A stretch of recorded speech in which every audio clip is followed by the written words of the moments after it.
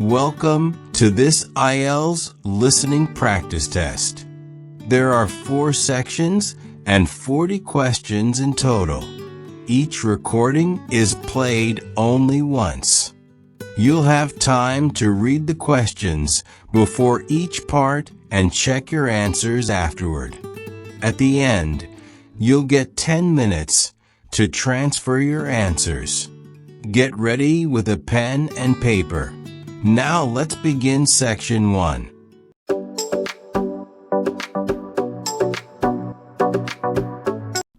Section 1.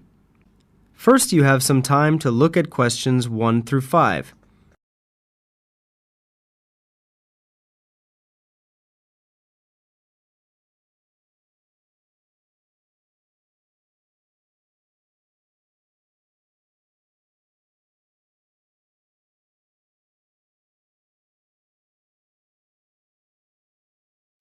Now we begin. You should answer the questions as you listen, as the recording is not played twice. Listen carefully to the conversation and answer questions 1 to 5. School of Architecture, Professor Bert's office. Oh, good morning. I was wondering if you could give me some information about the forthcoming Architecture 21 conference. Dates, enrollment procedures, costs, that sort of thing. Well, the conference runs from the 18th to the 20th of October. 18th to the 20th of October. Oh, good. I'll still be here then. And, where exactly is it being held?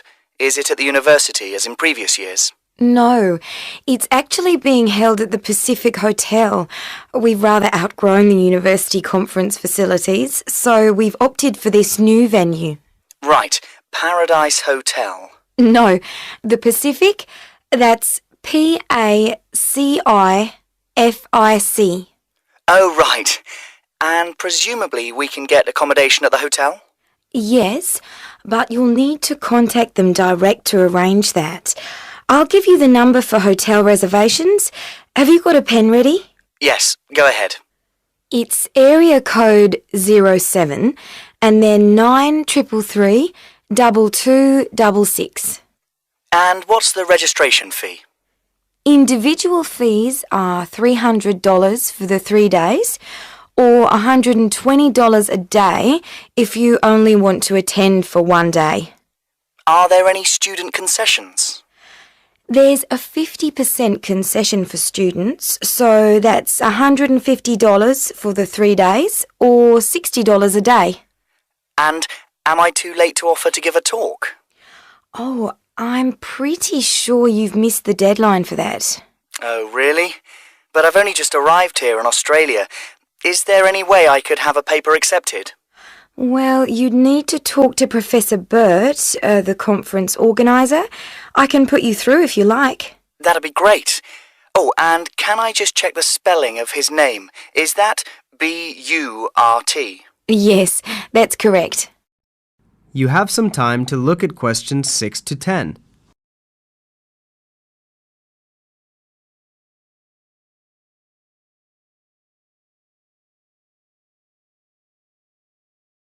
Now listen carefully and answer questions 6 to 10. Professor Burt speaking. Oh, hello. My name's John Helston.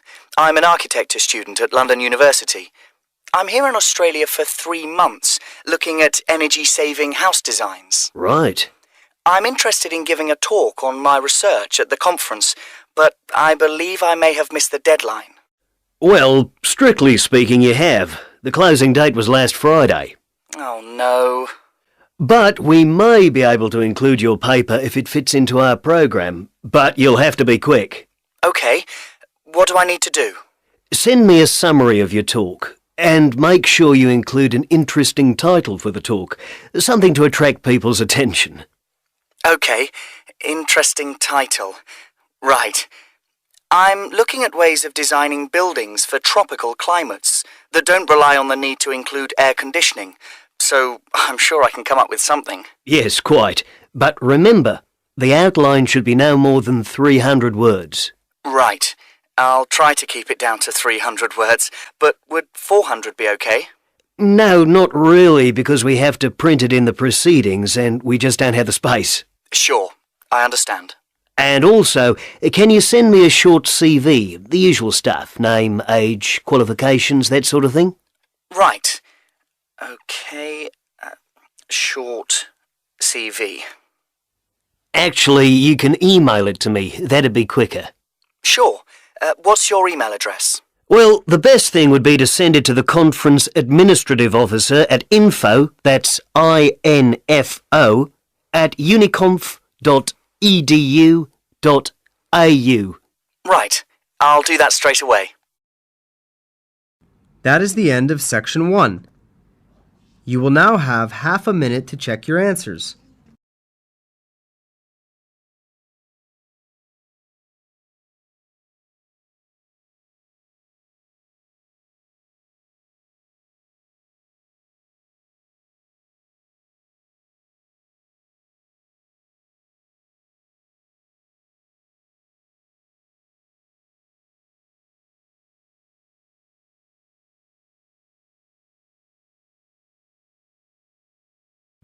Now turn to Section 2. Section 2. First, you have some time to look at questions 11 to 15.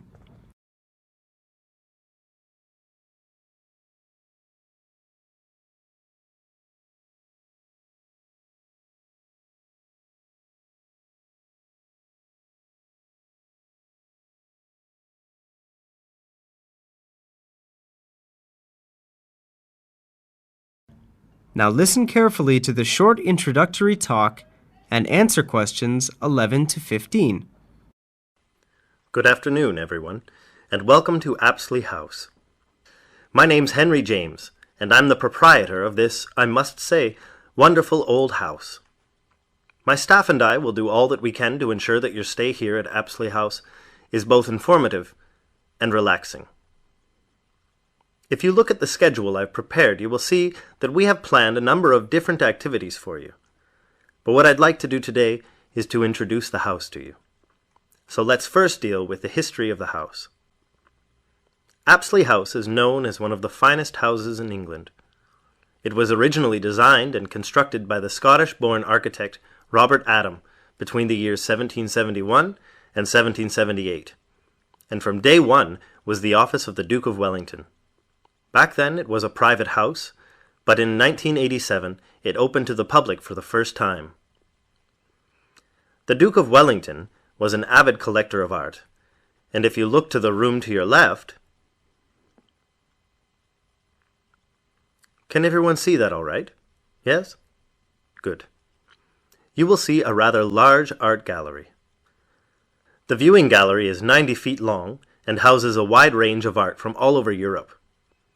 Until recently, the gallery was closed to the public, but I'm pleased to say that it is now open and you are free to visit anytime you wish. If you take a look at the schedule, you will see that I'll be talking to you about the gallery tomorrow after breakfast, so if you're interested in art, please be here by 9 o'clock for the talk. You now have some time to look at questions 16 to 20.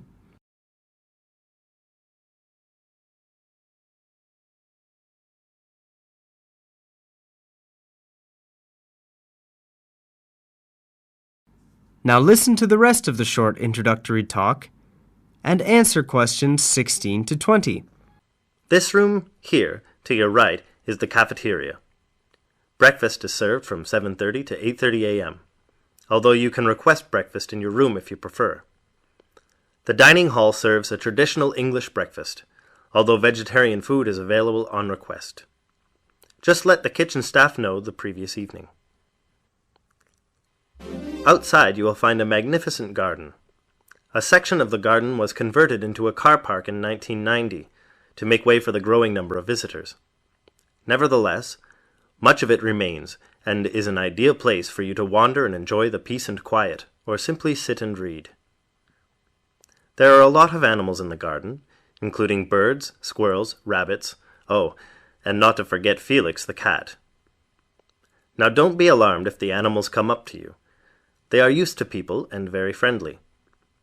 Anyway, Dinner will be served at 7, so in the meantime, please feel free to simply wander and enjoy the hospitality Apsley House has to offer. That is the end of Section 2. You will now have half a minute to check your answers.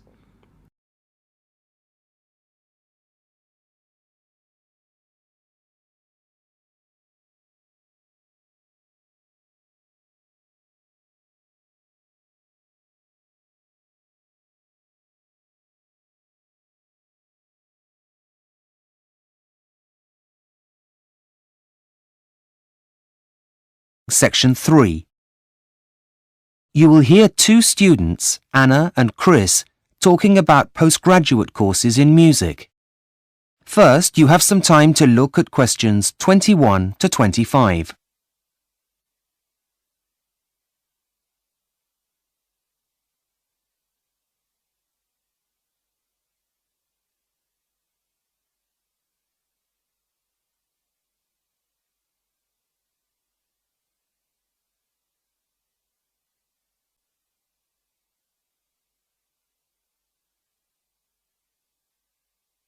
Now listen carefully and answer questions 21 to 25. Hi, Chris. What are you doing here? I thought you were supposed to be revising for your finals in the library. Yeah, well, I decided it was time for a break. I really wasn't being very productive, so thought I'd come and have a coffee and some fresh air to see if that'd help. What are you doing with all those prospectuses? Well, I'm trying to decide which university to apply to for my MA in music. The choice is really overwhelming. Well, that certainly is a big pile of prospectuses. Maybe talking about it will help you at least narrow it down. I've got some time, and to be honest, it'll be a welcome distraction from my dissertation. Great! Thanks, Chris. So far, the universities that appeal the most are the Academy in London, Leeds Conservatory of Contemporary Music, and the Henry Music Institute, which is also in London. I'm not an expert, but wouldn't the Henry Music Institute be the best, as it's the one that everyone's heard of? Well, yes and no. Leeds Conservatory of Contemporary Music is also pretty famous.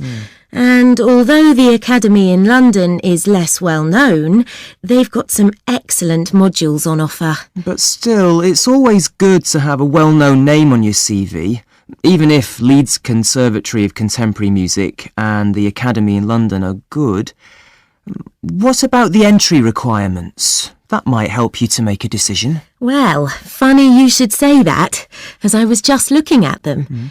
The Academy in London requires an audition, as does the Henry Music Institute. Leeds Conservatory of Contemporary Music doesn't? No, they want candidates to compose a piece of music instead, before attending an interview. Don't the others require you to do that? Compose, that is. No, the others ask you to write an assignment, stating why you want to join the course first of all. But if I pass that stage, then I'll also have to attend a face-to-face interview, like the other two places, with the head of school. Assuming that goes okay, then I'll be accepted onto the course. Right. Sounds tough. I know, but I suppose it's for a master's degree, so I wasn't expecting it to be easy. What about the fees? Are they all the same? Well, surprisingly, the fee structures are very different. Why's that? I really don't know. But, for example, the Henry Music Institute is the most expensive, at £8,000 a year. Next comes the Academy in London, and the cheapest is Leeds Conservatory of Contemporary Music. How much are they exactly? Well, for a full-time course lasting 1 year, it's £7,000 at the Academy in London and £6,000 at Leeds Conservatory of Contemporary Music. OK. Well, what other expenses do you have to take into consideration, like train fares, for example? If you're going to be travelling home and back during the holidays, that's got to be a factor. I'm not worried about that. Though insurance is an added cost, as I'll need to make sure my instrument is covered. However, all of them require me to send in a cheque for the charges for applying before they'll process my application. Is that normal? Apparently. Can I have a look? Yes, of course. Here you are. What is it? Well, I think you might have a problem. Why? What is it? Well, it says here that the deadline is January the 9th. That's next week. Where? Let me see. Oh, you're right. Which prospectus is this? The Henry Music Institute. Oh, no. What am I going to do? Make your decision now? Is the closing date the same for all of them? Let's check. Look here. Leeds Conservatory of Contemporary Music is on the 19th, but the Academy in London isn't until the 30th of this month. OK, I'd better hurry up and make a decision. Before you hear the rest of the conversation, you have some time to look at questions 26 to 30.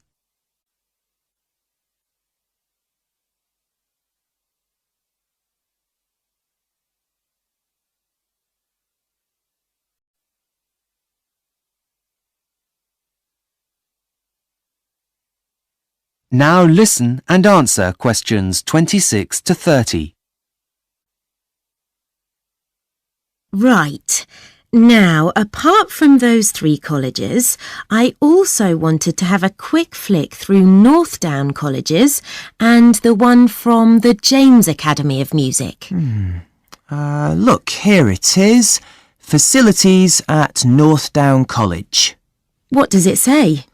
Well, it has a library with a dedicated historical research section that's world famous. That's all very interesting, but it's not going to make me go there. OK. The Academy in London has 4 campuses all around central London.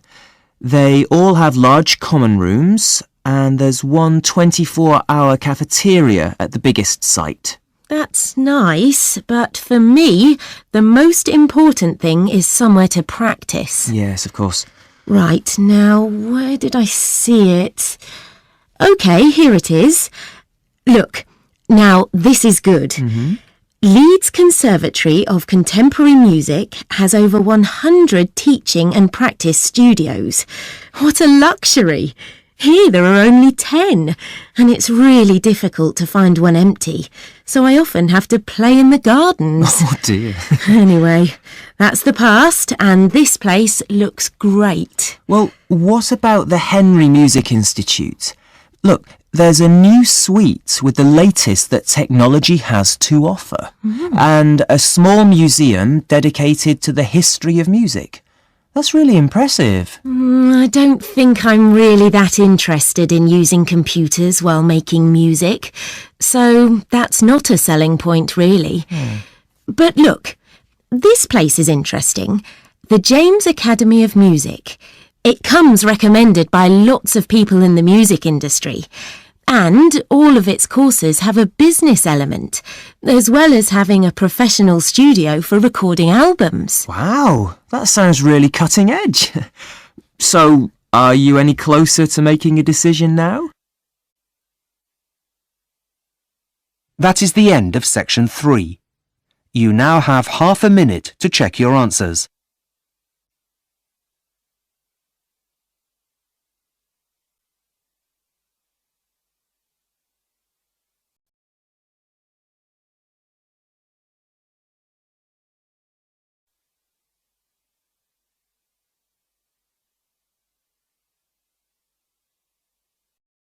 Section 4. You will hear part of a student presentation on how music and art are used in the healing process. First, you have some time to look at questions 31 to 40.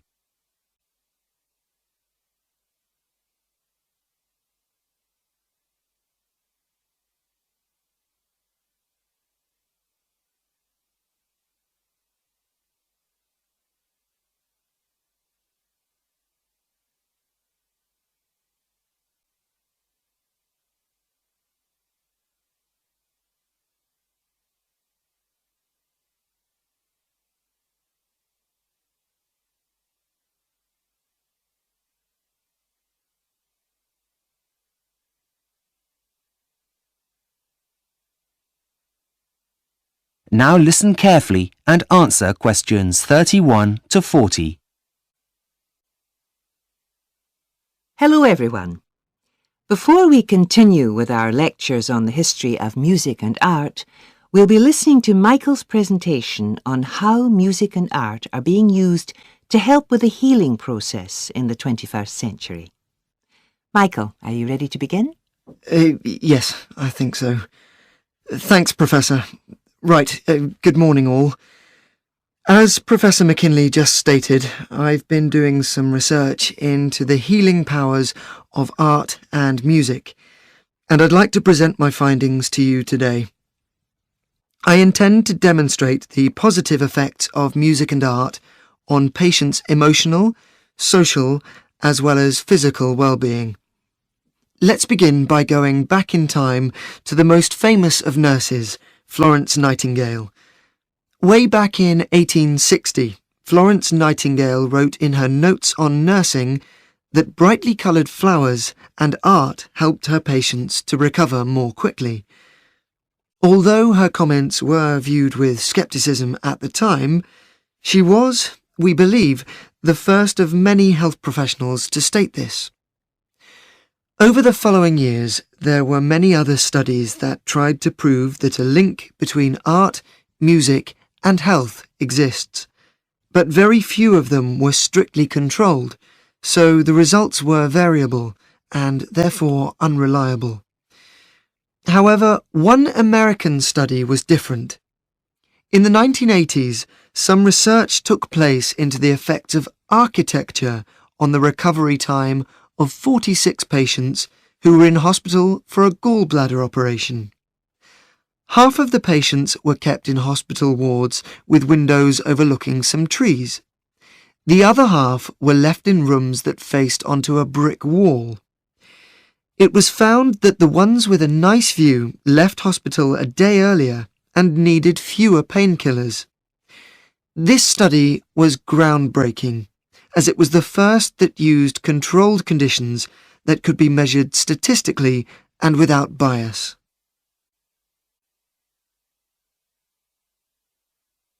Now I'd like to bring you up to date and take a closer comparative look at 3 research projects on 3 very different types of patient. The first monitored the health of unborn babies.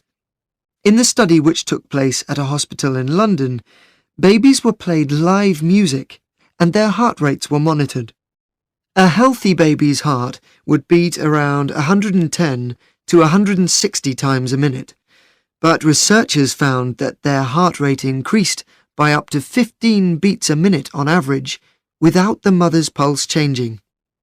This is a good sign that the baby is healthy. In addition, the mothers that took part in the survey also said they felt more relaxed. Another study looked at cancer patients who were visiting as day patients to receive their chemotherapy treatments. They were treated in a room that had artistic pictures hanging on the wall. The pictures were changed each week so that the patients would not have to look at the same ones week after week. When questioned afterwards, patients said that they felt less pain because the images helped take their mind off the treatment they were receiving.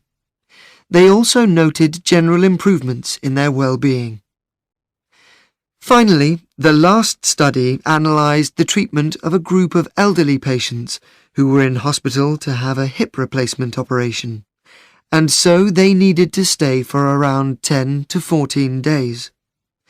The researchers played them 30-minute tracks of soothing classical music, but not every day, and then monitored their progress using a questionnaire.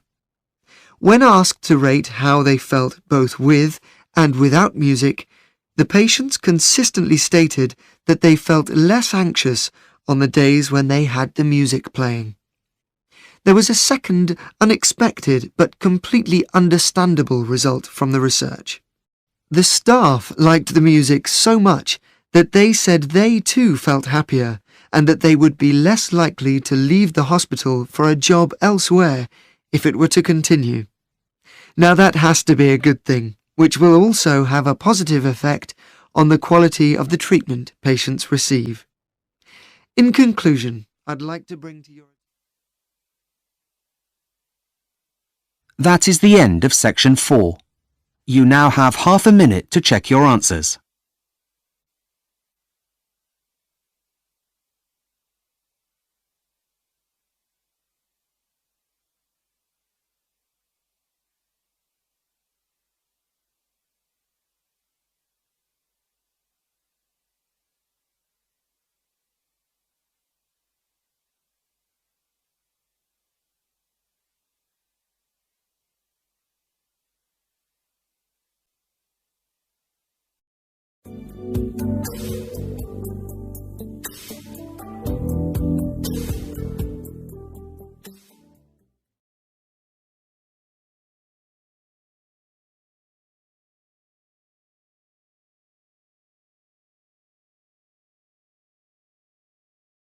That is the end of the listening section.